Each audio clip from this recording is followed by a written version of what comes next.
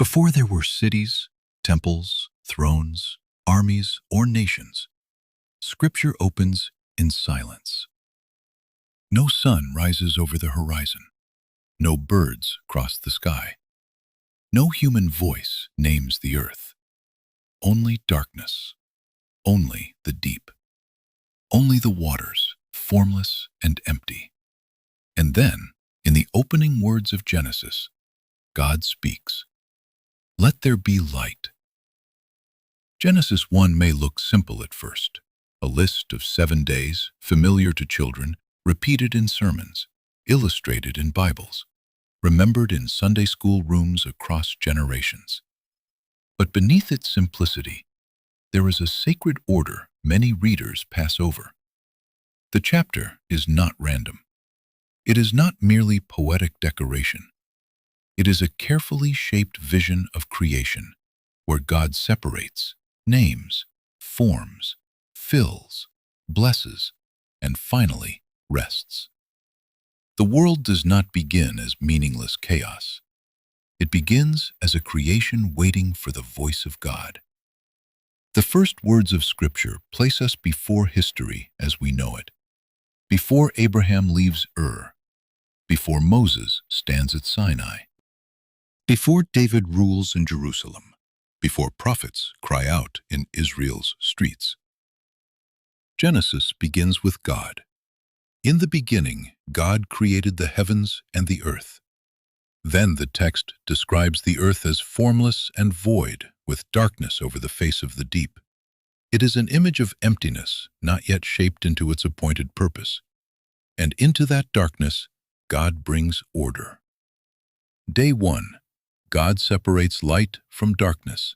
He names the light day and the darkness night. This is the first act of divine order. God does not only create light, He gives it a boundary. He gives it a name. He gives time its first rhythm. And there was evening, and there was morning. That repeated phrase becomes like a steady drumbeat through the chapter. Evening and morning. Creation is not frantic. It moves according to the command of God. Day 2. God separates the waters, forming the expanse, the sky above and the waters below. Day 3. God gathers the waters and dry land appears. Then the earth brings forth vegetation, plants, trees, fruit, and seed. Now the first pattern becomes visible.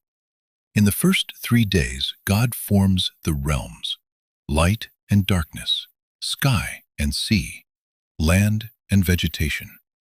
The empty world is being shaped into a place where life can dwell. But Genesis does not stop with formation, because order is not complete until what is formed is filled. Day 4 corresponds to day 1. Into the realm of light and darkness, God places the greater light, the lesser light, and the stars. The heavens become marked with signs, seasons, days, and years.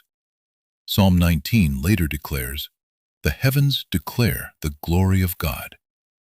The stars are not divine powers. They are created lights. They serve the Creator's purpose. Day 5 corresponds to day 2. Into the waters and the sky, God fills the sea with living creatures and the air with birds. The empty spaces are no longer empty. The sea moves with life. The sky fills with wings, and God blesses them. This is another detail worth noticing. Blessing enters the story before sin ever appears. Creation is not presented as cursed at its beginning. It is blessed by God's own word. Day 6 corresponds to day 3. Into the land, God brings animals. Living creatures move across the earth, and then the pattern reaches its highest point. God creates humanity in His image. Male and female, He creates them. The human being is not an accident inside the world. Humanity is placed within creation with dignity, vocation, and responsibility. The world has been formed and filled, and now the image-bearers of God stand within it.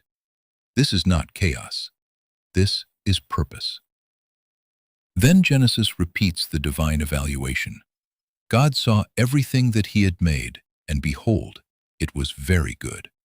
Not merely good, very good. But the 7-day structure is not complete on day 6. The final movement comes with the 7th day. Genesis 2 tells us that God finished his work and rested. He blessed the 7th day and made it holy. This rest is not weakness, it is completion. The Creator is not exhausted. The Creator is enthroned over an ordered world. Here the meaning deepens. In Exodus 20, when Israel receives the command to remember the Sabbath day, the reason reaches back to Genesis. In 6 days the Lord made heaven and earth, the sea, and all that is in them, and rested on the 7th day. The rhythm of creation becomes the rhythm of worship. Work has meaning. Time has meaning. Rest has meaning. Genesis 1 answers a spiritual conflict that still reaches into the modern heart. Many people live as if the world is fragmented. Days blur together. Work consumes rest. Noise replaces silence. Identity feels unstable. Life feels like scattered pieces without design. But Genesis begins by showing a God who brings light out of darkness, boundaries out of confusion, life out of emptiness, and rest after completion. The hidden order of Genesis 1 is not a puzzle meant only for scholars. It is a declaration. God forms, God fills, God blesses, God rests. And if the first page of Scripture is true, then chaos is not ultimate. Darkness does not have the first word. Emptiness does not have the final word. The voice of God does. So the next time Genesis 1 sounds familiar, look again. See the light separated from the dark. See the sky stretched above the waters. See the land rise. See the seeds open. See the heavens shine. See the sea move with life. See birds cross the sky. See animals fill the earth. See humanity standing beneath the Creator's blessing. And then see the 7th day, still and holy, like a lamp burning at the end of the week. Genesis 1 is not only telling us that God made the world, it is showing us what kind of God he is. A God of order, a God of purpose, a God who gives rhythm to time, beauty to creation, dignity to humanity, and rest to his people. Did you ever notice this pattern in Genesis 1? Share your thoughts below and tell us what part of the 7 days changes the way you read the beginning of Scripture.